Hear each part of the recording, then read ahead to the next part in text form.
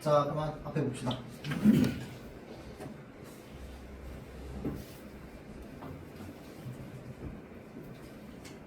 자, 요거 그 다음 거 넘겨가지고 업 비평문 좀 봅시다.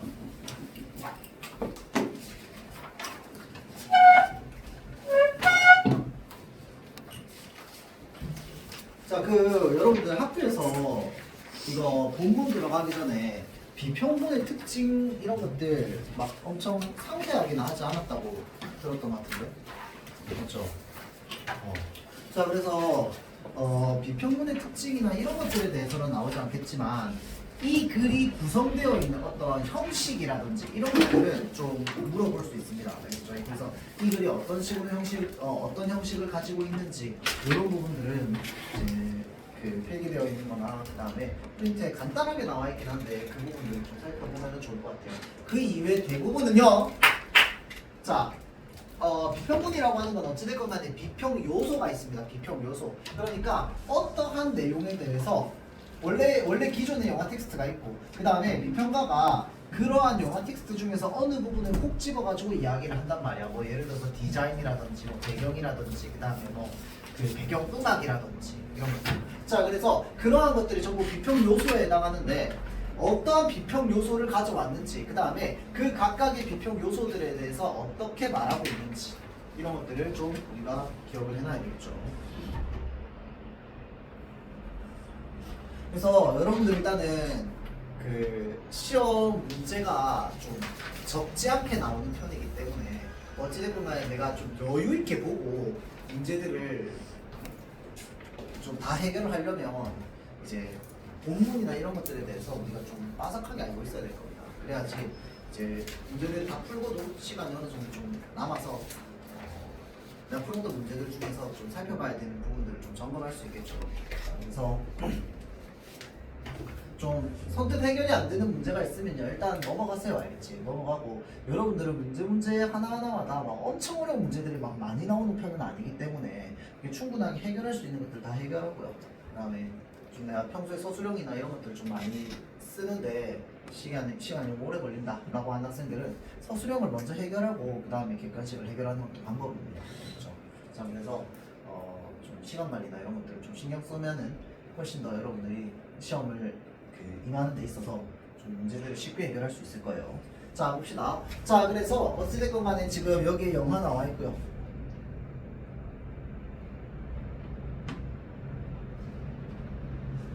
자, 시작할 때 표현. 자, 삶이라는 여행이라는 꿈이라는 약속이라는 삶, 이런 거 어떤 표현법이라고 했어요?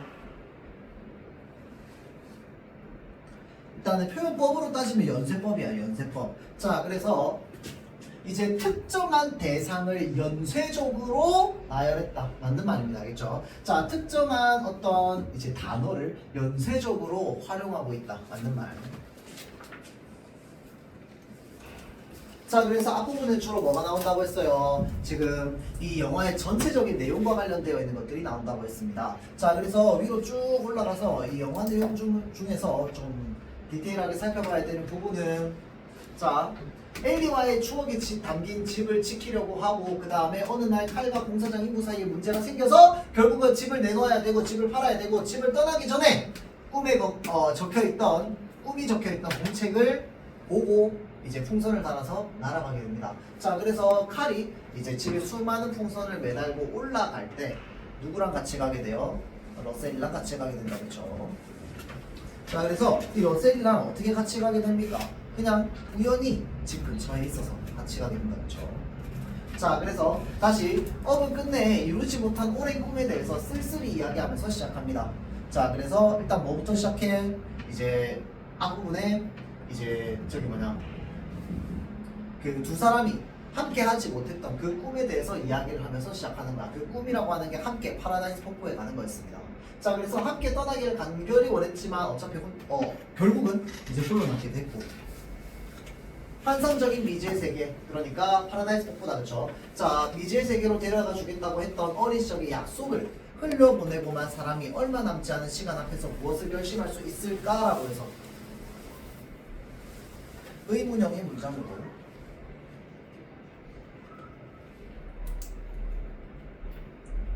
독자들에게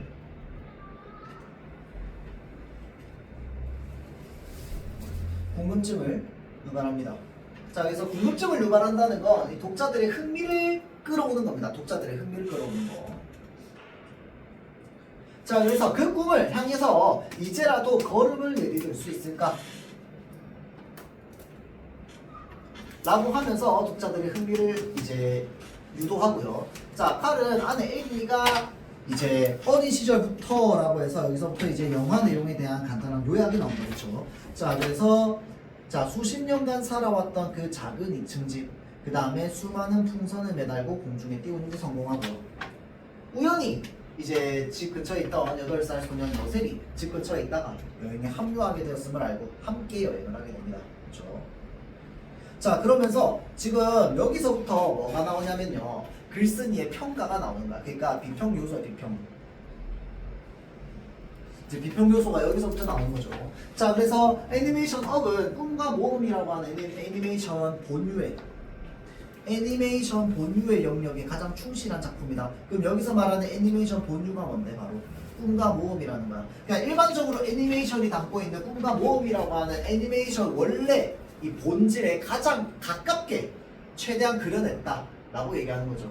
이 비평 요소로서. 자, 그래서 개팍한 노인과 호기심 많은 소년이 말하는 개와 거대 희귀새를 만나서 신비의 폭포를 향해 가는 여정, 꿈과 모험을 향한 여정.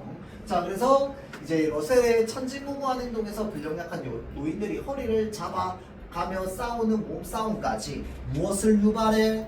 웃음을 유발하는 장면들이 자주 나옵니다.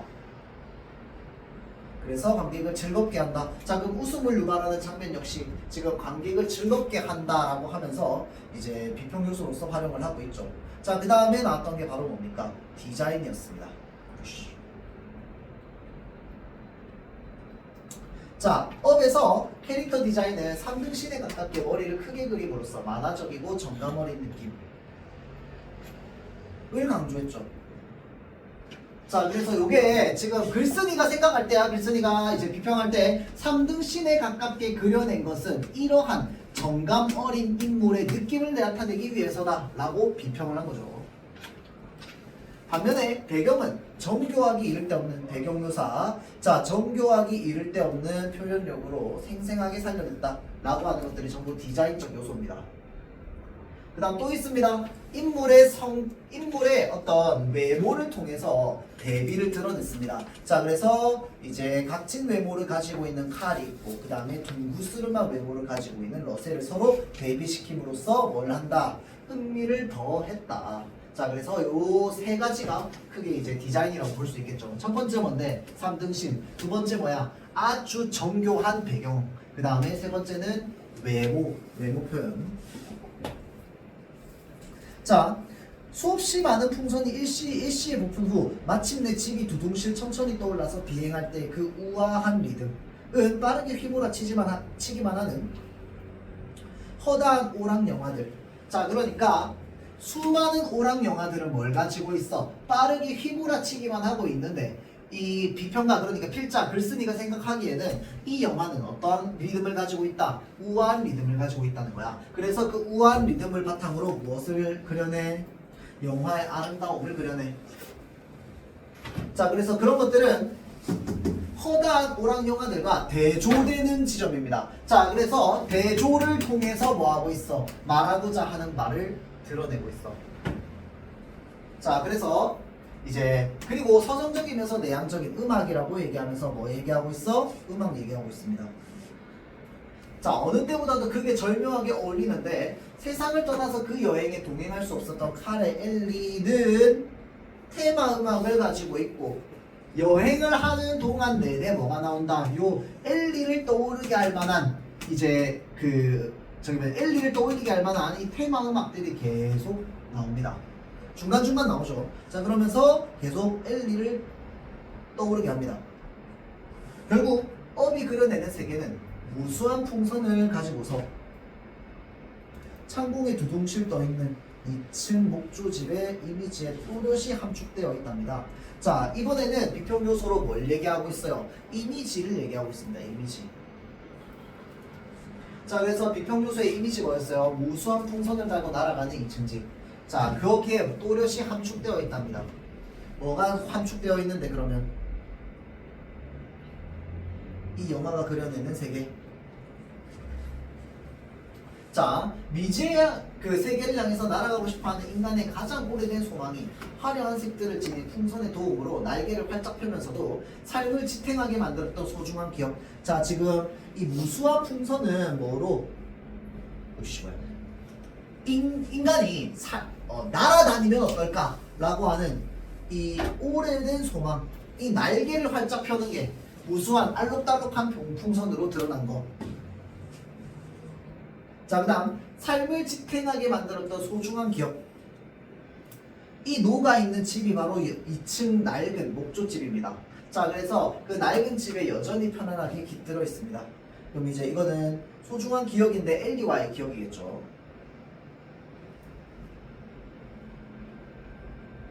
자, 그래서 지나간 시간에 대한 추억과 다가올 시간에 대한 꿈이 함께하는 이 특별한 여행은 머무르면서 떠나는 역설. 자, 그래서 역설적 표현 나옵니다. 본인이 직접 여기서 역설이라고 얘기했는데 지금 어떠한 비평 요소에 대해서 얘기할 때 역설을 활용해서 비평 대상 뭐였어? 이 집이 그려내는 이미지야, 이미지. 역설을 활용해서 이제 제시하고 있다. 자, 풍선에 매달린 집으로 선명하게 시각화가 되고 있다. 자, 그러면서 영화는 시족 유쾌한 점 얘기하면서 하지만 가장 인상적인 대목은 극의 초반부와 후반부에 강력하게 관객의 마음을 사로잡는 두 차례의 장면이다. 자, 그럼 이거는 뭐냐면요, 관객의 마음을 사로잡는 두 차례의 장면이면서 동시에 글쓴이의 마음을 사로잡은 두 개의 장면이기도 합니다. 맞죠? 자, 그래서 이번에는 뭐로 넘어가는 거야? 비평 요소가 요 두 개의 장면으로 넘어가는 겁니다.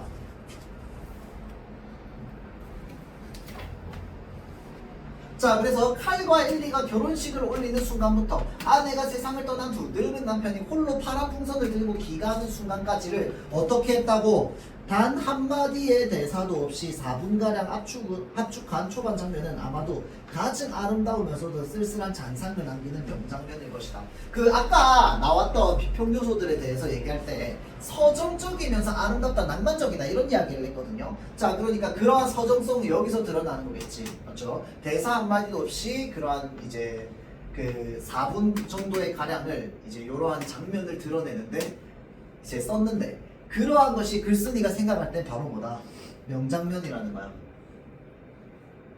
그리고 마침내 모든 것을 다 이룬 것 같은 후반부의 어느 지점. 자, 그러면 모든 것을 다 이룬 것 같은 후반부의 어느 지점은 뭐야? 이제 여행의 끝 지점입니다.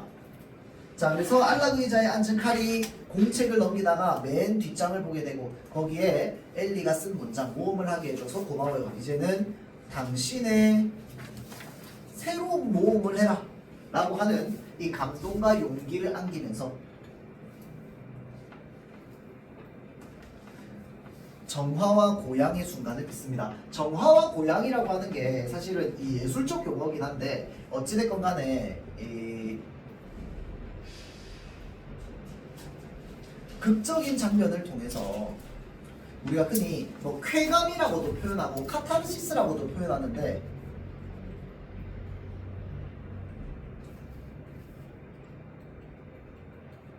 자, 어떤 우리가 예술작품을 맞이하면서 점점 내용적으로 쌓여가. 이게 소설로 따지면 발단전개 위기절정 결말이야. 자, 그래서 절정에서 결말로 넘어가는 순간이겠지. 가장 극적인 장면, 극적인 장면이라고 하는 거는 첫 번째, 이제 이 사람이 얘기했던 건 명장면이 제일 첫 번째, 첫 장면이랑 그 다음에 제일 마지막 요 부분이라고 했잖아. 자, 그래서 요 마지막 부분들, 자, 여행을 함께 해줘서 고마워요, 당신의 모험을 해봐요 라고 하는 그 극적인 장면에서 쾌감 또는 카타르시스를 느끼면서 정화와 고양의 순간을 맞이하게 된다는 거야. 그러니까 절정에서 결말로 넘어간다는 겁니다, 소설로 따지면. 그러면서 자, 언론 시사회에 이어서 이 영화를 일반 시사회에서 한 번 더 보고 나오던 날, 자, 극장 직원들이 선물로 나눠준 무엇을 받게 됐어? 빨간 풍선을 받게 됐습니다. 자, 그리고 그 풍선을 터뜨리거나 버리지 않았어요.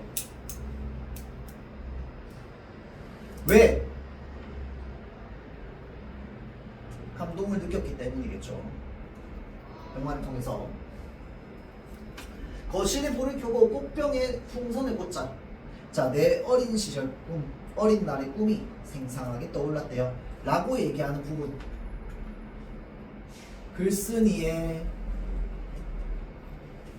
경험과 연결하는 겁니다. 자, 풍선이라고 하는 거 이 영화 속 작품 속의 요소거든. 자, 이 작품 속의 요소 실제로 풍선을 받았는데 그 사람이 그거를 그냥 버리거나 했으면은 감동적이지 않아. 자, 그런데 이제 감동적인 부분은 뭐야? 내가 그것에 대해서 큰 정화와 보양의 순간을 느꼈기 때문에 내 어린 날의 꿈이 생생하게 떠올라서 그것을 간직하기 위해서 글쓴이가 자신의 경험을 떠올리면서 이제 그 풍선을 버리지 않았던 그러한 경험에 대해서 이야기를 하고 있죠. 자, 2번 봅시다. 1번 풀어보고요.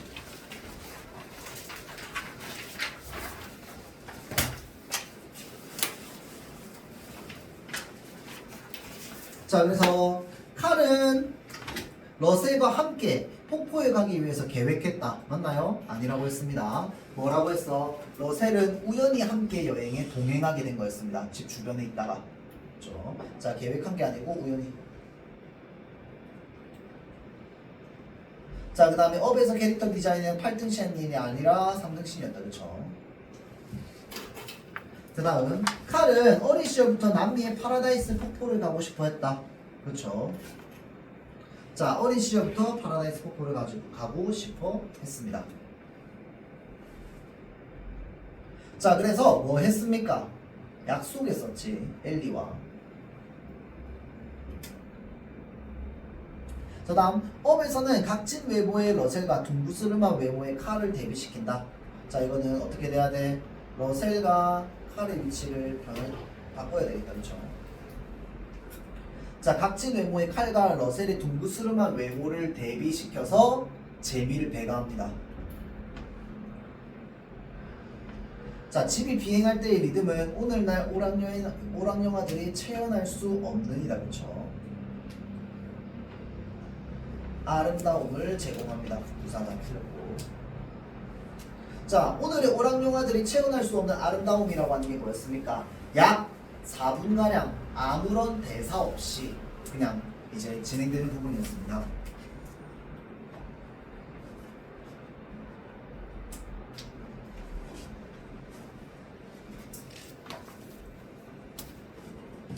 자, 다음 4번 봅시다. 윗글의 내용과 일치하지 않은 것. 내용상의 특징. 자, 다음 중 윗글의 1번 작은 층집에 수많은 풍선을 매달아 공중에 띄우는데 성공한다. 그쵸? 자, 다음 노인들이 아픈 어린이를 잡아가며 싸우는 몸싸움에서 관객은 즐거움을 느낄 수 있다. 그쵸? 자, 이런 것들이 뭐라고 했습니까? 재미를 배가하고요. 유쾌하게 나온다고 했습니다. 시종일관 유쾌하다고.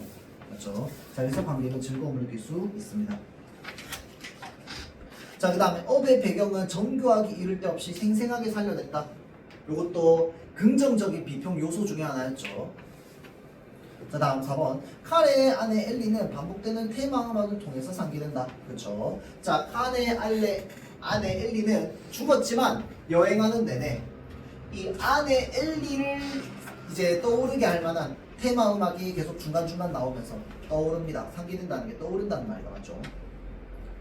자, 다음 자신의 집을 유지하고 싶은 인간의 가장 오래된 소망. 인간의 가장 오래된 소망은 뭐랑 연결돼야 돼? 하늘을 날아가는 것입니다.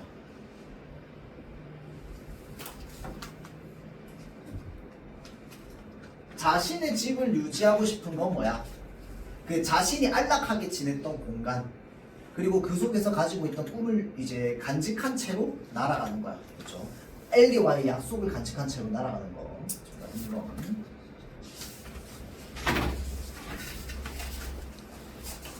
자, 그 다음 6번 서술자 봅시다.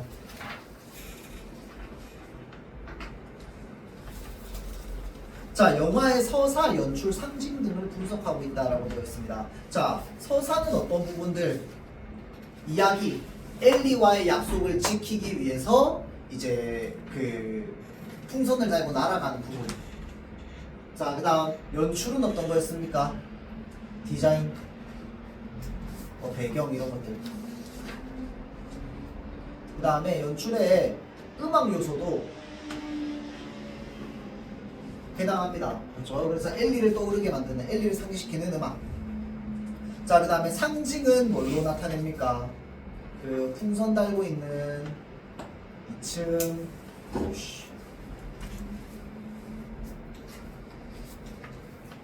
목조집이었죠. 자, 그래서 서사, 연출, 상징 등을 분석하고 있다. 그러니까 여러분들 학교 시험에서 이렇게 뭉뚱그려서 안 나와요, 맞지? 그래서 얘네들을 굉장히 디테일하게 나눠가지고 뭐를 어떻게 분석하고 있다, 뭐를 어떻게 분석하고 있다는 식으로 이제 문제가 나올 건데, 여러분들은 지금 쓰는 교과서가 올해 처음 쓰는 거기 때문에 기출문제나 이런 것들이 없어요. 그래서 이런 것들을 좀 디테일하게, 그냥 이런 것들을 풀어가면서 좀 디테일하게 떠올리는 게 좀 좋습니다. 문제가 다양하지 않기 때문에. 자, 다음 영화의 시작 장면을 언급하면서 비평문을 시작하고 있다. 맞죠? 영화의 시작 장면 나오고 있습니다.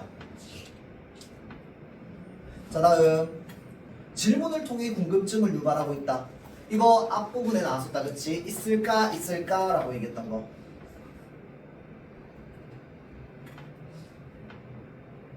자, 다음 영화와 관련된 경험을 통해서, 이건 마지막 부분에 나온다, 그쵸? 그 빨간 풍선 집에 들고 와서 꽃병에 꽂아놨다고 했어요. 과거를 떠올리고 있다, 맞는 말. 어린 시절에 꿈이 떠올랐다고 했으니까 과거를 떠올리고 있다도 맞는 말이야. 왜? 글 쓰니까 어린 시절을 떠올리고 있다라고 얘기했잖아. 다음 5번 유사한 내용을 가진 다른 작품은 안 나왔다, 그쵸?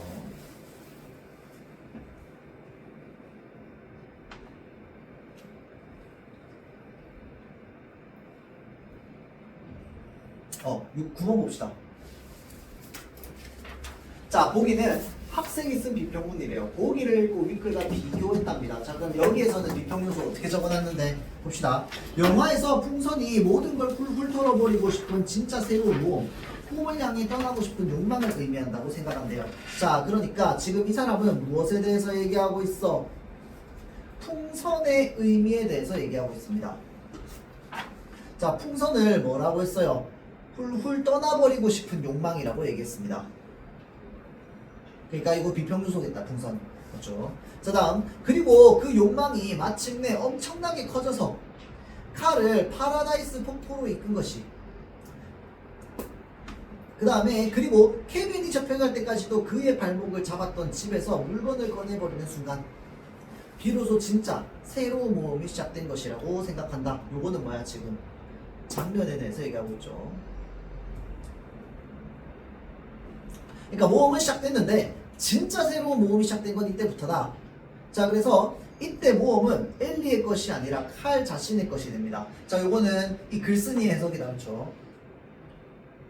나 역시 풍선보다는 두려움, 안일함 등의 집의 무게를 더 느끼고 살아가고 있는지도 모른다. 요거는 뭐야? 자신을 떠올리면서 뭐하고 있어? 성찰하고 있는 내용이죠. 자, 어쩌면 당연한 일일지도 모른다. 하지만 우리는 우리를 떠오르게 하는 꿈의 존재를 잊지 말아야 한다. 자, 극장에 가면 어린아이는 웃고 나오는데 어른은 언제나 울고 나오는 영화 업을 당신에게 추천한다 라고 하면서 이 사람은 지금 추천의 이유까지 나와 있죠.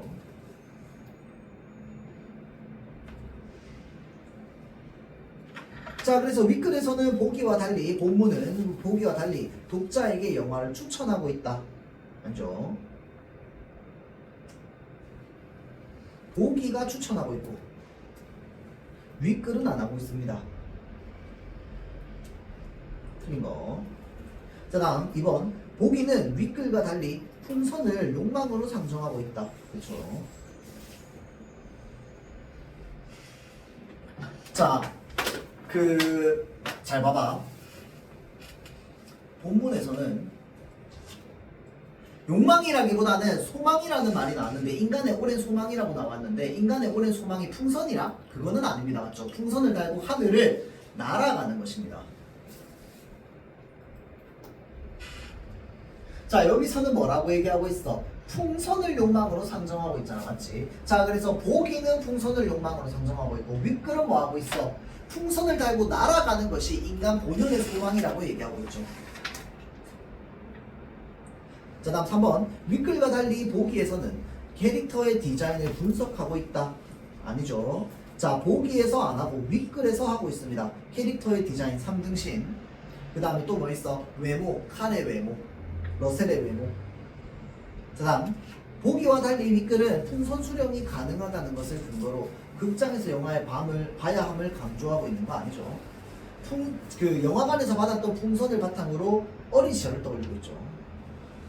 자, 그 다음에 윗글과 보기는 모두 영화에서 사용된 음악에 대한 분석 아니죠. 보기는 안 나와 있습니다. 윗글만 나와 있죠.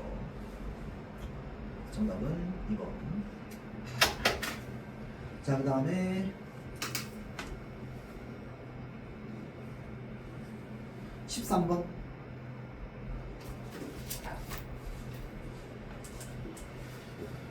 자, 윗글의 성술상 특징인데 구어체를 사용하고 있다고 되어 있는데 구어체가 뭡니까? 말하는 듯한 거야. 말하는 듯한 거. 그래서 뭐 예를 들어서 그 춘향전 같은 경우에는 왜 그 이놈 저놈 거동보소 이렇게 얘기하잖아. 그래서 그런 것들이 구어체에 해당하는 거거든. 자, 그래서 여기서는 구어체가 아니라 문어체라고 얘기합니다. 이런 것들을. 글을 쓰는 글로 되어 있는 말투. 말하는 듯한 말투를 구어체.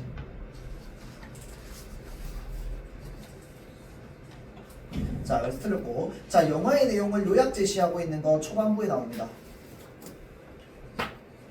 자, 의문형 문장 아까 까 나왔고요. 그 다음에 요거 아까 쌤이 얘기했었죠. 연쇄적 표현 사용하는 거. 영화에 대한 필자의 평가 나와 있습니다. 맞죠? 자, 그래서 필자가 생각하는 이 영화의 주제까지 제시하고 있죠.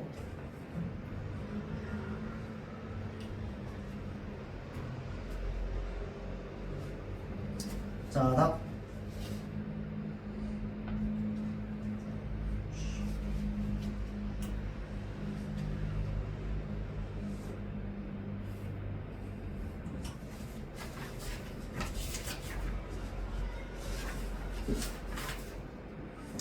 이거 한 그리움은 넘어가고요. 쭉 해서 뒤에 서문사에서 봅시다. 아우씨. 본문이 없구나. 오. 네, 여기 앞에는 본문을 좀 띄워줄게요.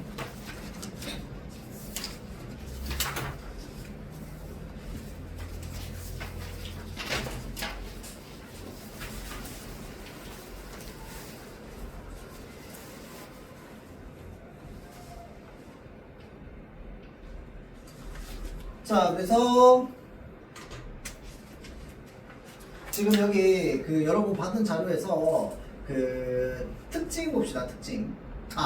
요 성격의 애상적이라고 되어 있는데 이 애상적이라고 하는 게 뭐냐면은 기본적으로 약간 마이너스 되는 감정이라고 보면 돼요. 그래서 애상적이라고 하면 그냥 좀 쉽게 말하면 슬픔 정도인데 그냥 좀 슬픔이 아니더라도 그냥 뭐 인생사의 무상함, 허망함, 허탈함 뭐 이런 것들 얘기하는 것도 다 애상감이라고 볼 수 있습니다. 알겠죠? 자, 그래서 애상감은 일단 기본적으로 약간 마이너스 되는 감정이야.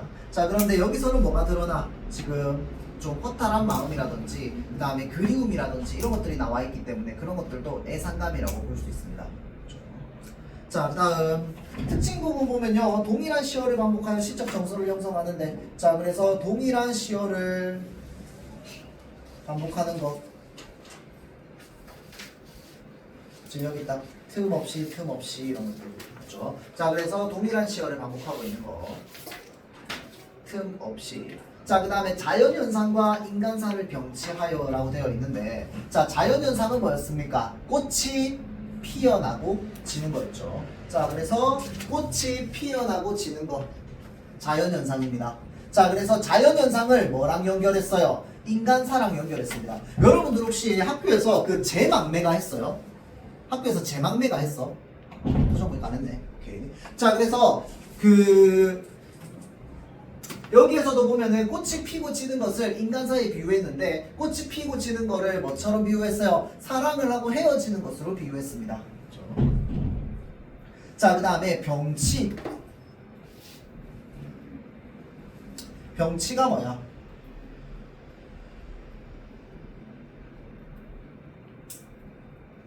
이게 병렬적으로 배치했다는 말이거든. 이게 왜 병렬적으로 배치한 거야? 일단 처음 여기 쭉 해가지고 꽃이 피고 지는 것에 대해서 화자의 생각, 맞죠? 화자의 감정.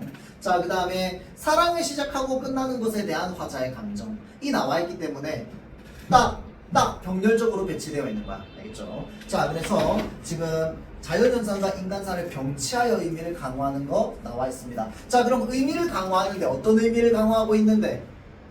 대상에 대한 그리움 또는 어떤 아직까지 그 대상에 대해서 남아있는 사랑 이런 것들에 대해서 얘기하고 있죠. 그래서 있는 것 또한 그렇게 순간이면 좋겠네라고 하는 건 있는 것이 그렇게 쉽지 않다는 걸 얘기하는 거니까.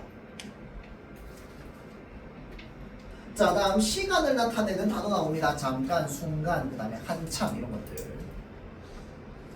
자, 그 다음 요게 중요하죠. 하나, 둘, 셋, 넷, 네 번째 별표. 자, 시간적 대비인 잠깐, 한참. 자, 지금 꽃이 지는 건 힘들어도 지는 건 잠깐이더군.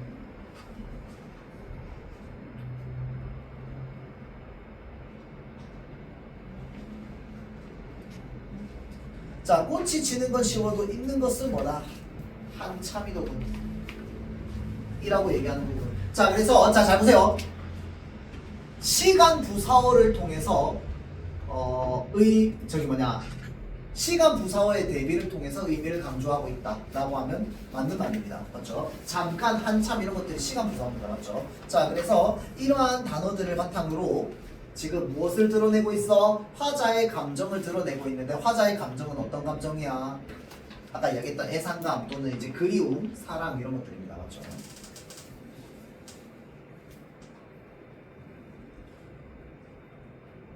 자, 대상이 사랑하는 사람을 자연물인 꽃에 비유했다. 자, 그래서 여기에는 지금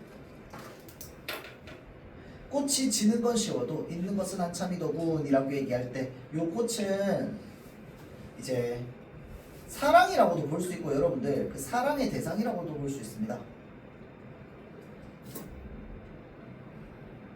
자, 그래서 여기에 뭐라고 되어 있어 지금? 그대가 내 속에 뭐라고 되어 있어? 피어날 때라고 되어 있잖아. 그치? 자, 그래서 그대가 피어난다라고 하는 점에서 뭐라고? 꽃처럼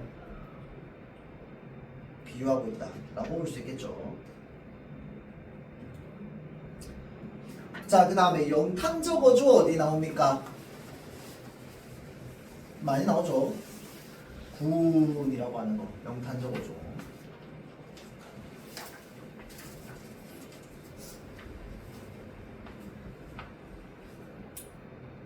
자, 여기에 그대여 나옵니다. 자, 그래서 요거 밑에 하나 좀 추가합시다. 그 밑에 빈칸 살짝 있는데 추가하는 거.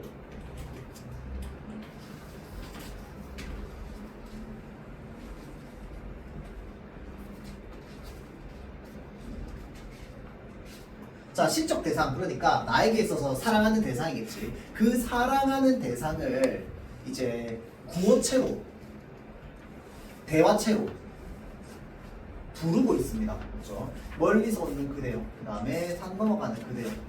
라고 부르고 있는 거.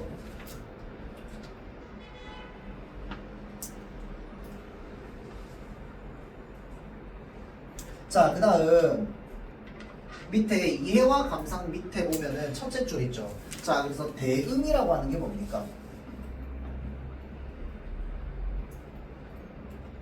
1대1이라는 겁니다. 1대1. 꽃이 피고 지는 것, 사랑을 시작했다 헤어지는 것, 이런 것들을 그러니까 자연현상, 인간사다. 그렇죠? 각각 1대1로 대응했다. 맞는 말입니다. 그렇죠? 사랑하는 사람과의 만남과 헤어짐, 꽃이 피고 지는 과정. 그래서 자, 그것에서 깨닫게 되는 인간사의 진리라고 되어 있습니다. 진리도 있고, 그 다음에 예를 들어서 화자가 깨달음을 얘기하고 있다. 도 맞는 말입니다. 어떠한 깨달음을 얻었어? 아, 사랑을 시작할 때는 잠깐이었는데 있는 건 영영 한참이더군이라고 얘기하잖아. 맞죠? 그런 것들도 뭐야? 지금 화자가 얻은 깨달음을 바탕으로 이야기를 하고 있다. 맞는 말이 되겠다. 그렇죠? 자, 그럼 제목은 왜 선운사인데? 밑에 나와있죠. 선운사에서 꽃이 지는 모습을 바라보고 있는 겁니다. 그러니까 화자가 그 꽃에 대해서 얘기하고 있는 거지. 제목이 선운사에서잖아. 자, 그 다음 자신의 사랑과 이별을 되돌아봄.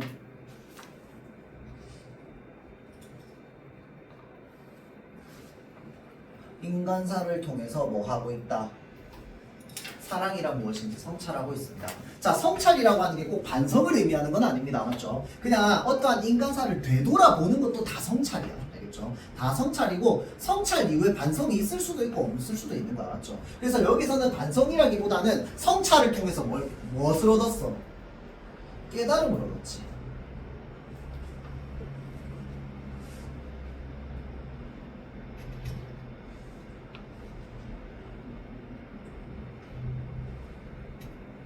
자, 그래서 봐봐. 이 연의 현상의 내면화라고 되어 있어. 내면화라고 하는 게 뭔데? 1년은 자연현상이잖아. 2년은 이제 이 화자에게 일어난 일입니다. 맞죠? 자, 그래서 1년은 자연현상의 관찰이고 2년은 화자에게 일어난 일이라고 할 때 자연현상을 내면화했다 해도 맞는 말이야. 무슨 말이냐면 왜냐면 사실 자연현상은 나의 외부의 것이거든. 외부의 것. 자, 그러니까 나의 외부의 것을 나의 내면으로 끌어들여와 가지고 뭐 하는 거야? 나의 내면 안에서 사랑이 피어나고 그렇게 끝나는 것들에 대해서 얘기하고 있기 때문에 그런 것들을 현상의 내면화라고 얘기합니다. 자, 그 다음에 이별의 재인식이라고 얘기하는 건 뭐야? 멀리서, 산 넘어.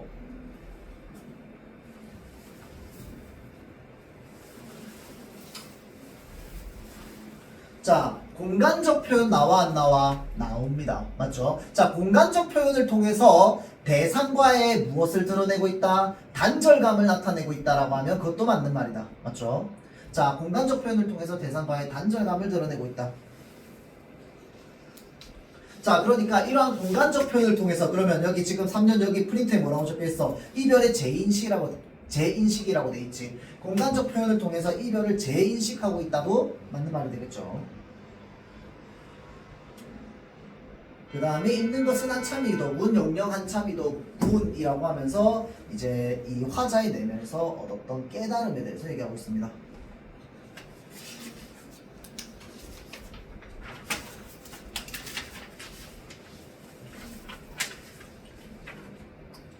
자, 다음 이게 밑에 부분에 보면 종결 어미의 반복이 주는 효과 있어요. 반복이 주는 효과.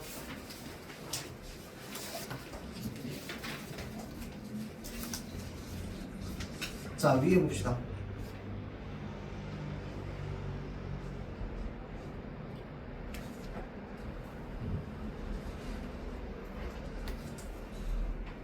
자, 잠깐이더군이라고 하면 요거는 꽃이 피고 지는 걸 말하는 거야. 맞죠? 자, 그럼 이 잠깐이더군을 반복하면서 얻을 수 있는 효과는 뭔데?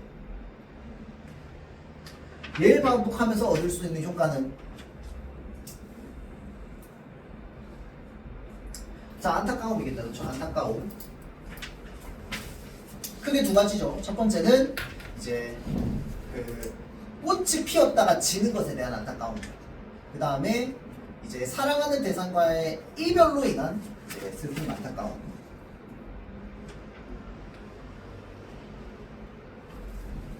자, 그 다음에 한참이더군.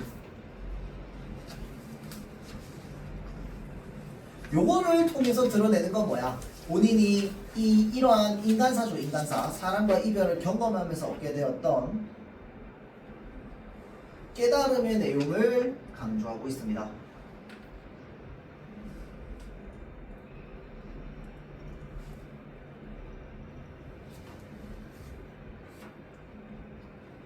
자, 그러면서 여기 프린트에 있는 거 좀 더 보면, 자, 운율을 형성하는 거, 그 다음에 더군의 반복 효과, 운율 형성하는 거 당연한 거, 시의 분위기와 정서를 안정시킨. 이게 뭐냐면, 예를 들어서 봐봐봐.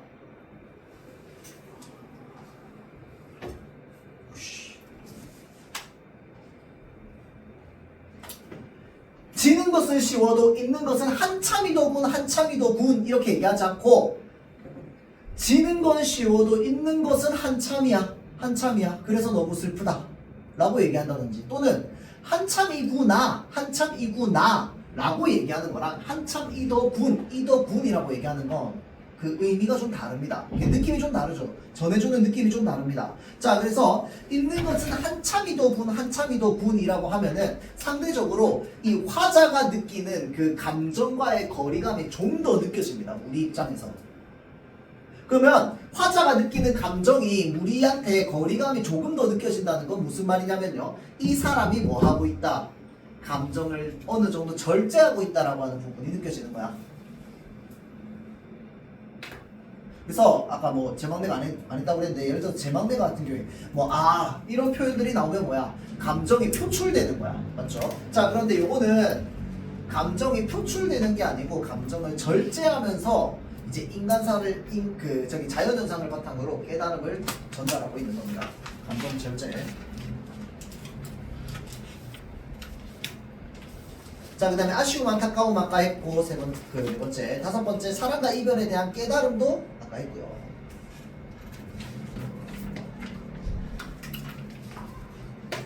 자, 그 다음 페이지 넘어와 보세요.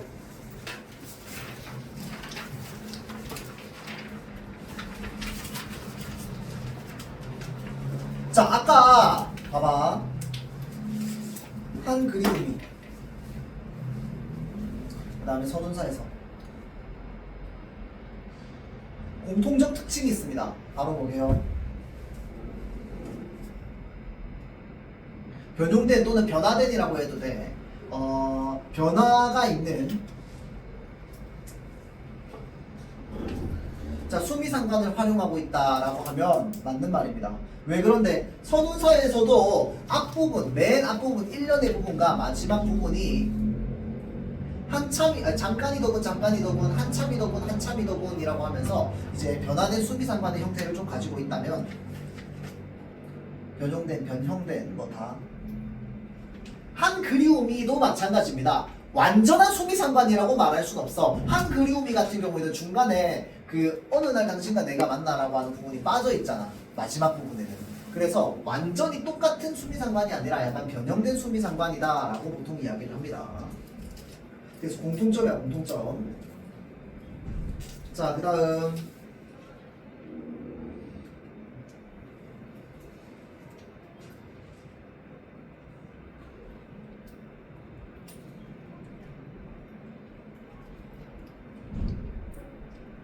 자, 그 다음 추상적 대상의 감각학.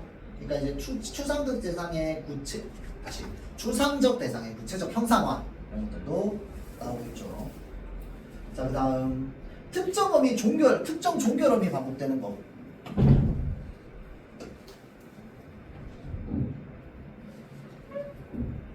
그것도 공통점입니다.